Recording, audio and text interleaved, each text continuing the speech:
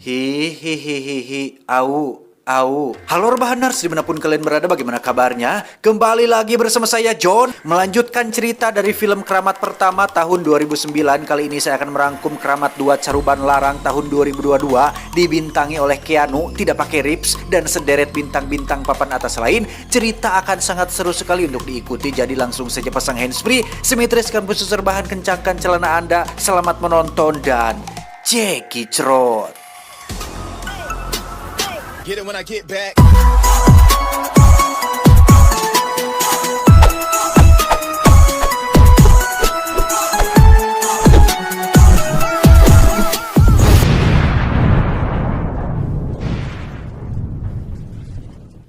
Saya mau masuk, Teh. Alah. Rame nggak di dalam? Serius mau masuk, Teh. Kisah diawali dengan memperkenalkan 3 konten kreator, ada Keanu sang host, Ute sang indigo, dan Azil sang kameramen. Mereka bertiga adalah para pembuat konten penelusuran horor yang suka mengeksplorasi tempat-tempat yang dianggap angker atau menyimpan cerita-cerita mistis oleh halayak ramai. Bentuknya kayak gimana? Menggelantung. Menggelantung. Tenang. Lo tenangin diri lo. Nah, yang nonton juga tenangin diri lo. Pada satu ketika, Ute secara tiba-tiba mengalami fenomena kesurupan khodam yang membuat seluruh bola matanya putih sambil menyampaikan sebuah pesan yang artinya 3 orang tidak akan selamat. Kayak merasakan Singkat cerita, terjadilah selek atau masalah di antara mereka yang membuat Ute memilih hengkang dari konten terawang sambil membawa serta channel lama mereka, sehingga Keanu dan Ajil sendiri memutuskan untuk membuat channel sekaligus konten baru berjudul MKN, singkatan dari Mistis Kocak Total, di mana saat ini mereka berdua sedang bersama Umay, sang mantan artis cilik yang kini sudah mulai merambah ke dunia perfilman, di mana saat ini Umay berencana untuk pergi ke Cirebon membuat film dokumenter tentang seni tari demi membantu 3 sahabat kampusnya yang sedang mengerjakan tugas akhir semester. Oh, jadi dokumenter berarti ya? Jadi dokumenter. Kenapa N total? Karena ada di antaranya. Di inilah kampusnya Umay Sahab. Baik, Bego. Ini apa? Vlog ya? Bikin vlog? Bukan, Bego. Ini dokumenter. Halo. Dan mari saya perkenalkan Anda dengan 3 mahasiswi cantik, ada Arla, Jojo, dan Maura. Mereka bertiga adalah sahabat kampusnya Umay, yang dari ketiganya, Arla adalah cewek yang disukai Umay, sehingga tidak heran jika perjalanan ke Cirebon ini dengan semua setup kamera yang mumpuni ini, semuanya diakomodasi alias dibiayai oleh Umay. Hai, gue Arla. Ini buat tugas akhir kita. Dalam perjalanan menuju Cirebon itulah Arla nyeletuk tentang Ute sang indigo yang biasanya selalu bersama mereka berdua, di mana wajah Keanu langsung berubah saat itu juga, bukti bahwa memang ada masalah di antara Keanu Azil dengan si Ute yang masalahnya sendiri masih belum diketahui secara pasti. So, kita udah sampai di Cirebon.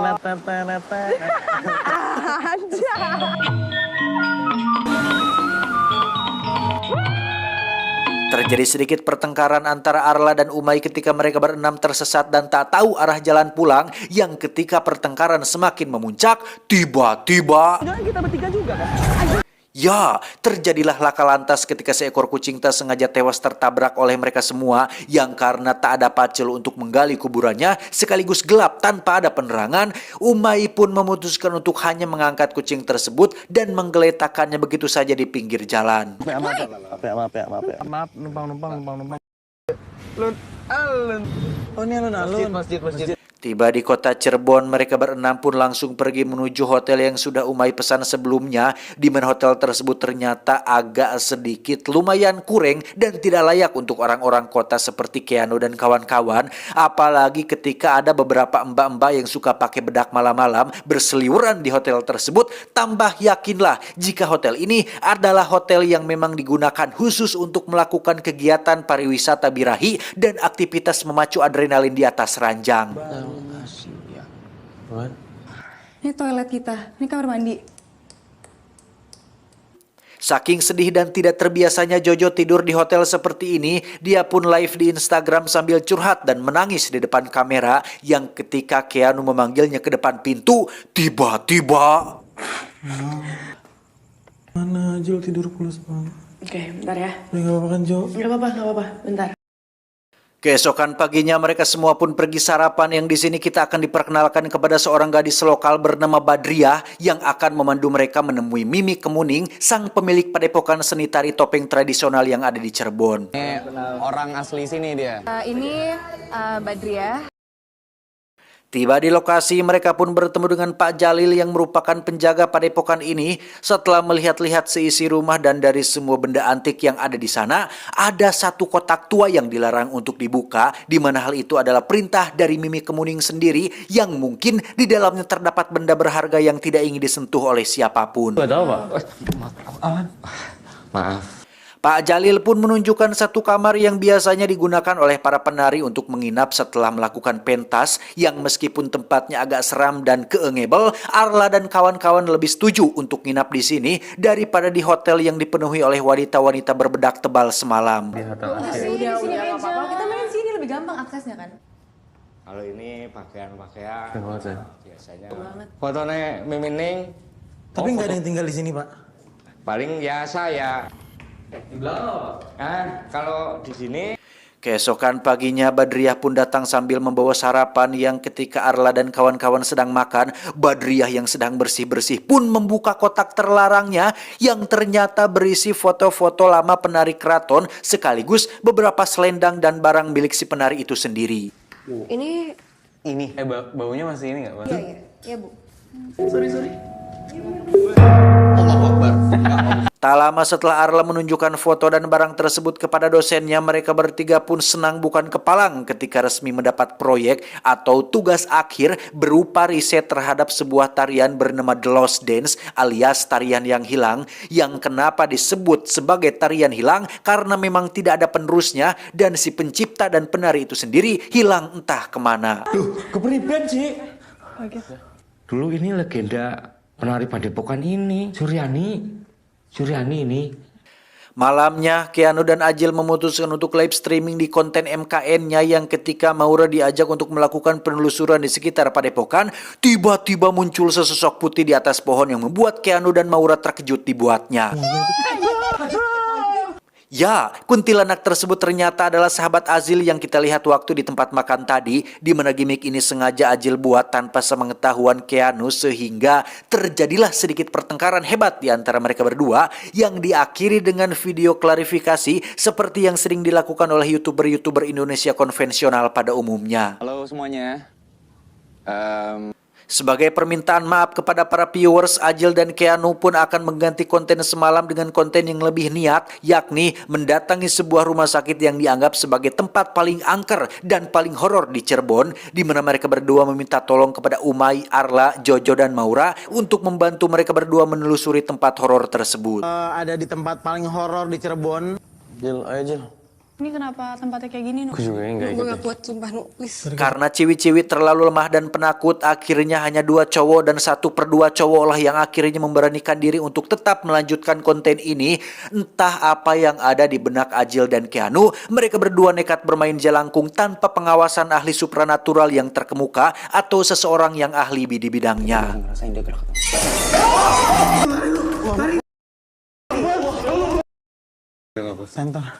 Ya, Umay akhirnya kena mental dan memilih untuk stop, sementara Keanu masih kekeh ingin melanjutkan kontennya dengan alasan senternya tertinggal di dalam, sehingga Ajil terpaksa menemaninya kembali ke dalam tanpa tahu apa yang akan mereka lihat selanjutnya.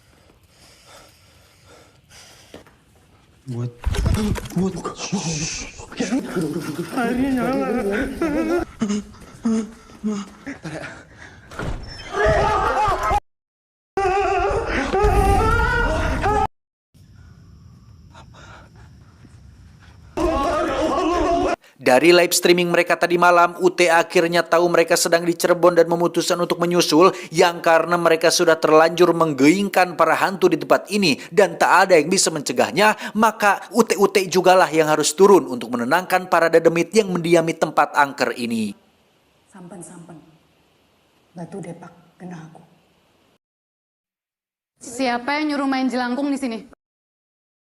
Tiba di Padepokan, Keanu masih saja kuku lutus alias marah-marah mengenai kepergian UT dengan membawa channel lama mereka, di mana Ajil lebih kooperatif dan mengajak UT untuk mengobrol berdua, yang akhirnya UT pun mengungkapkan alasan manuk akal kenapa dia melakukan hal ini. Ya lo Indigo juga nggak ada kreatifnya. Warga depan ada yang ngeliatin nih. Gua nggak enak nih. UT pun menunjukkan rekaman video saat dirinya kesurupan khodam sambil berkata tigo tiang boten wilujeng, yang artinya 3 orang tidak akan selamat, di mana UT merasa bahwa 3 orang yang dimaksud tersebut adalah dirinya, Keanu, dan Azil, sehingga dia memilih untuk pergi sambil membawa channel utama milik mereka dulu. Artinya? 3 orang gak akan selamat. Tak lama para ciwi-ciwi pun meminta tolong UT yang seorang indigo untuk menerawang foto-foto dan selendang milik Suryani alias penari Lost Dance yang ada di foto tersebut, di mana UT lagi-lagi kesurupan dedemit yang membuatnya harus muntah darah. Apa ini?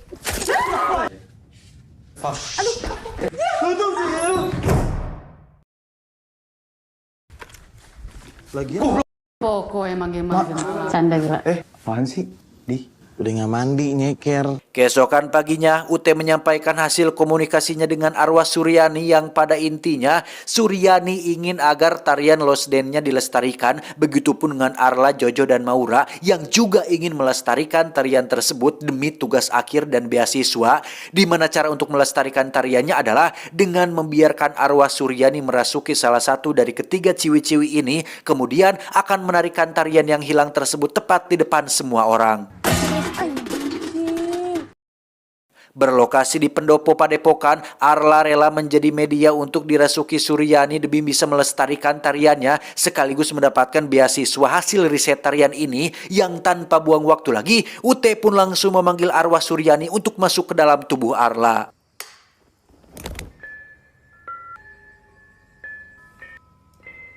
Tak diduga, datanglah Mimi Kemuning yang baru muncul sekarang, yang ketika beliau memohon agar mereka semua hentikan tarian tersebut, tiba-tiba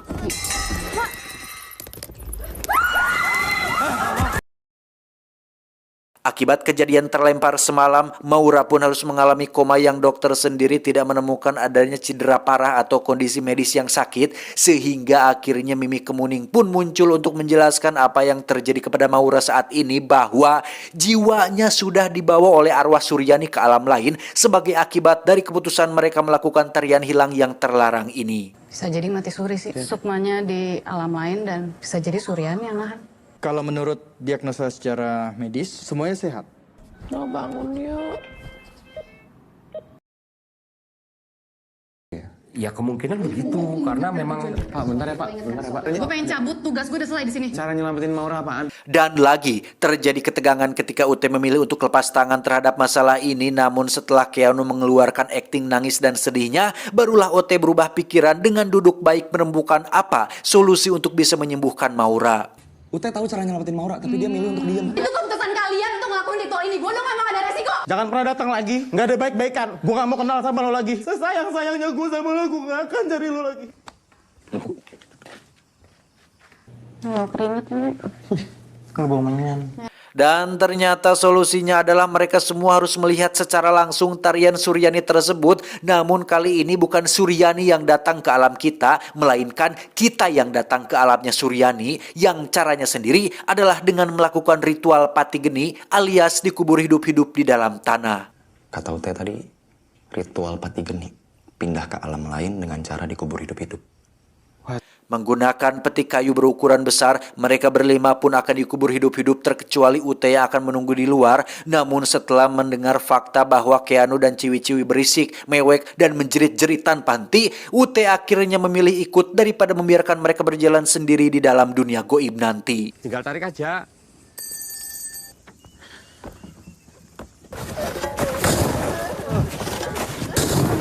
Sedulur papat limo pancer tumekaning sang jabang baine.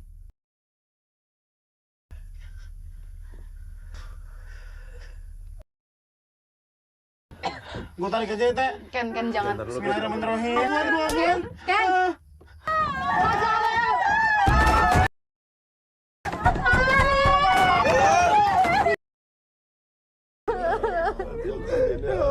Kenapa gerak gini?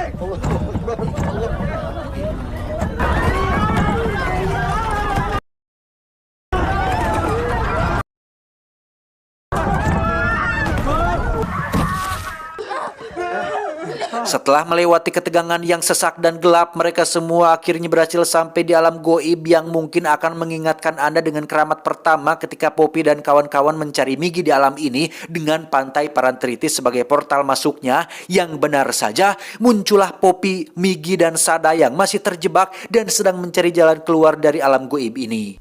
Mereka ikut ya sama kita. Mereka tanggung jawab gue.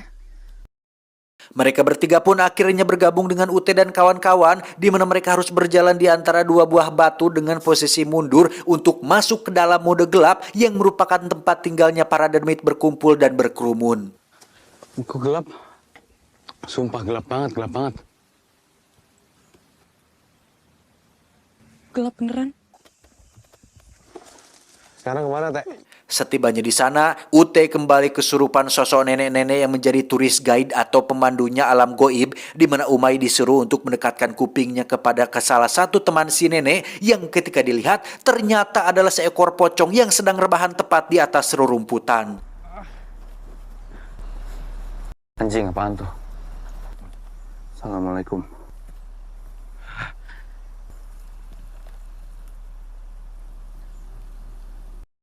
Dari informasi goib si pocong, Umay harus menguburkan yang sudah mati yang ternyata adalah kucing yang sempat ditabraknya ketika melakukan perjalanan menuju Cirebon. Yang di tengah situasi genting dan mendesak seperti ini, Ciwi-Ciwi masih saja ribet dengan saling menyalahkan satu sama lain.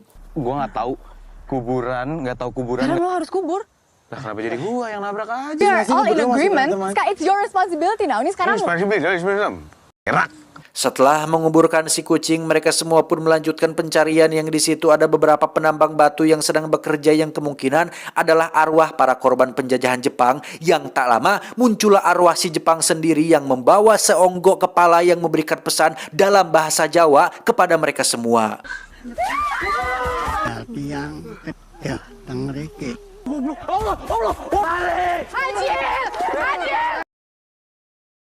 Dan ya, Ajil pun harus terpisah dari yang lain di mana dia justru menemukan Maura yang datang sendiri kepadanya. Namun ketika Maura berlari dan menghilang lagi, tiba-tiba Maura!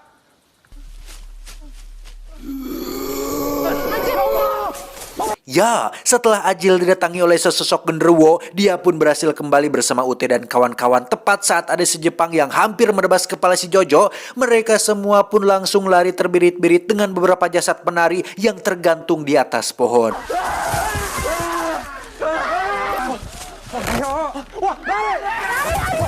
Dan inilah saatnya mereka akan diperlihatkan dengan tarian hilang yang akan ditampilkan oleh Suryani dan kawan-kawan arwahnya, yang berarti mereka sudah boleh pulang. Sehingga Ute diberikan sebuah obor yang akan menjadi GPS goib sebagai petunjuk jalan menuju pulang. Kita harus lihat tarian ini sampai selesai ya. Tahan.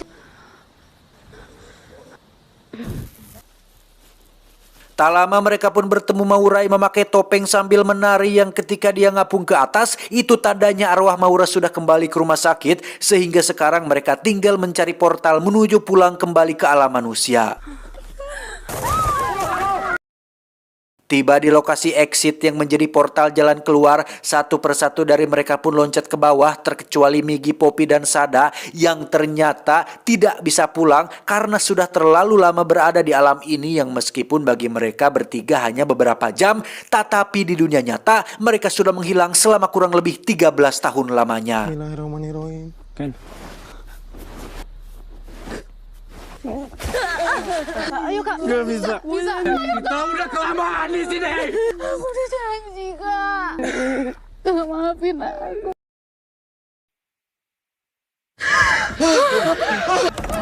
Adekku mana? Kamiya, adekku. Saat sudah kembali, mungkin Anda yang mengikuti jalan cerita keramat pertama akan cukup terkejut saat melihat kemunculan Mbak Mia yang ternyata berhasil selamat dari keramat pertama dan juga merupakan kakak kandung dari Ute yang memang diminta untuk sekalian menyelamatkan teman-teman yang masih terjebak, yaitu Poppy, Migi, dan Sada. 3 temen kakak gak selamat Kak, maafin aku Kak, maafin aku Kak. Guys, ternyata kita masih nge-vlog guys. Lu kira gue mati kan? Kula baden nyoder. Tamat, ending yang cukup menggentangkan. Bagi Anda yang sudah menonton film Keramat pertama dan dengan jeli mengikuti jalan ceritanya, pasti akan sangat paham sekali dengan plot dan gaya cerita film Keramat 2 ini. Bahkan akan banyak sekali pertanyaan dalam benak Anda tentang kenapa Mbak Mia bisa selamat dan apakah Poppy, Migi, dan Sada masih punya peluang untuk selamat. Sepertinya di film ketiga nanti, Mas Montitiwa sang sutradara punya PR khusus untuk menjelaskan tentang apa yang sebenarnya sudah terjadi. Pesan yang bisa kita ambil dari film ini adalah jangan membuka kotak yang dilarang untuk dibuka. Itu saya John mewakili direksi yang bertugas mengucapkan terima kasih dan sampai jumpa di video selanjutnya. Adios, cangkang suuk aborigin. Cuau, cuau, cuau. Ini jam 5:02, bentar lagi buka puasa. Ya Allah, haus ya Allah, kering tenggorokanku ya Allah. Aduh, haus. Recording pas lagi bulan puasa. Ini sungut sudah. Mulut saya kering dan tenggorokan sudah kohal. Cilal, cilal. Alah, alah. Tetapi tetap semangat ya teman-teman. Dan semangat juga buat kalian yang ada di rumah. Jaga kesehatan walaupun bulan puasa, tetap jaga kesehatan. Dan bagi yang menonton pas lagi buka puasa, selamat berbuka puasa sambil menikmati video IQ7. Terima kasih dan bye-bye.